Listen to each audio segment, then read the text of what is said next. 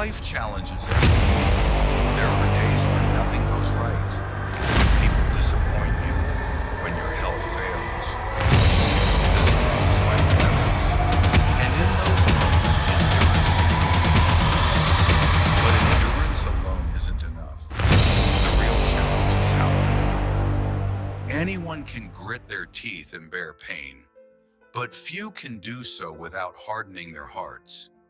Few can suffer and still remain kind. Few can be disappointed and still stay generous. Few can be exhausted and still keep showing up with dignity. And that's what the Stoics aim for. Not mere survival, but a higher kind of strength. Noble endurance. Part 1. The Stoic meaning of endurance. Let's start with a simple truth from Epictetus. It is not things themselves that disturb us, but our judgments about them. To endure something does not mean to ignore it or pretend it doesn't hurt. It means to accept that pain exists without adding poison to it. You lose someone you love, that is pain. You get betrayed, that is pain.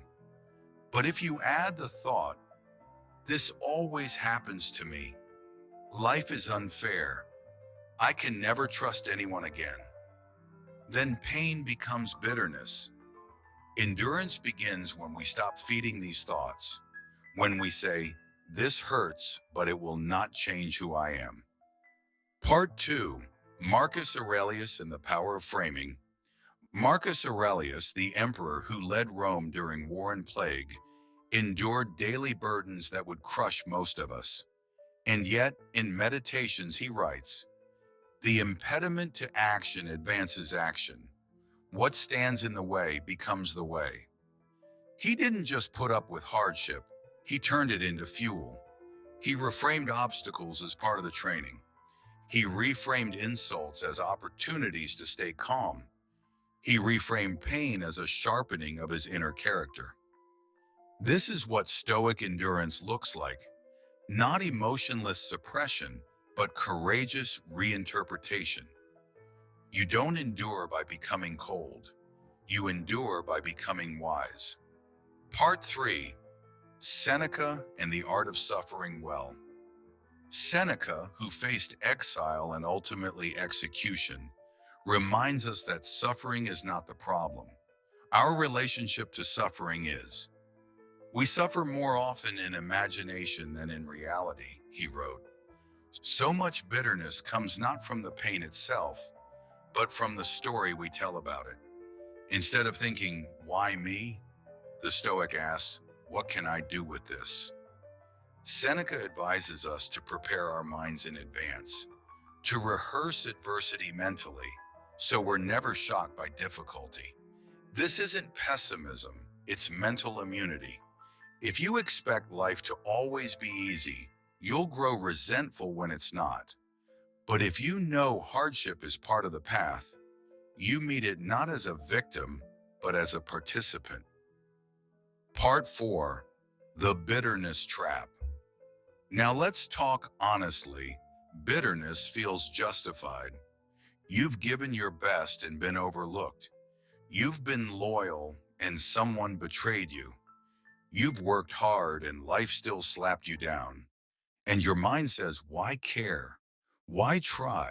Why be kind? But here's the Stoic answer. Bitterness punishes you more than it punishes the world.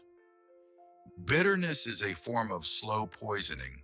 It narrows your view, isolates your heart, and turns you into someone you were never meant to be. It doesn't protect you, it shrinks you.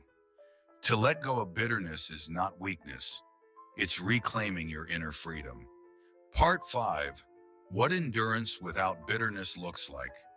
So what does it look like to practice endurance without becoming bitter? Let's break it down. Accept what you cannot control. Don't waste energy arguing with reality. You were hurt. You were tested. Accept it. Start from there. Refuse to become cynical. People fail. Systems fail. But you don't have to fail your values. Remain kind, even if no one notices. Give your best without demand for reward. The Stoic way is to act rightly because it is right, not because it's profitable. Speak to yourself with discipline and encouragement. When the inner voice starts to complain or blame, interrupt it. Replace it with clarity. This is hard, but I'm harder. This moment will pass. I will not be reduced by it. Honor your pain, but don't become it. Feel it. Learn from it. But don't wrap your identity around it. You are not just what happened to you. You are what you choose to do with it. Part 6.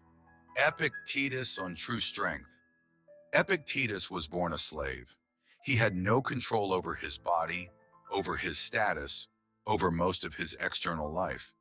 But what he did control, he defended like a fortress. His inner response, his attitude, his choices.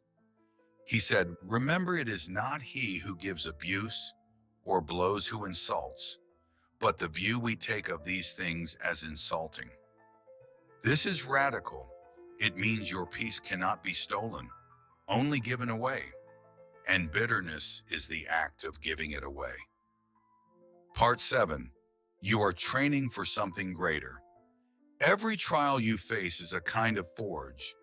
You're being shaped not into something harder, but into something truer. The Stoics believe that adversity reveals the soul, that who you are in struggle is the real you, not the version of you when everything is going your way.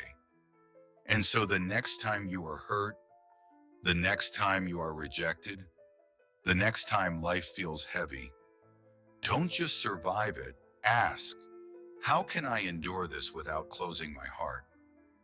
How can I grow deeper, not colder? How can I let this pain polish me, not poison me? This is the quiet victory the world doesn't see, but it's the one that matters most. Finally, you don't need to become bitter to become strong. You don't need to harden just because life has been hard. There is another way, the Stoic way, where pain becomes purpose, where adversity becomes training, where endurance becomes a quiet kind of greatness, not the kind that shouts, but the kind that lasts.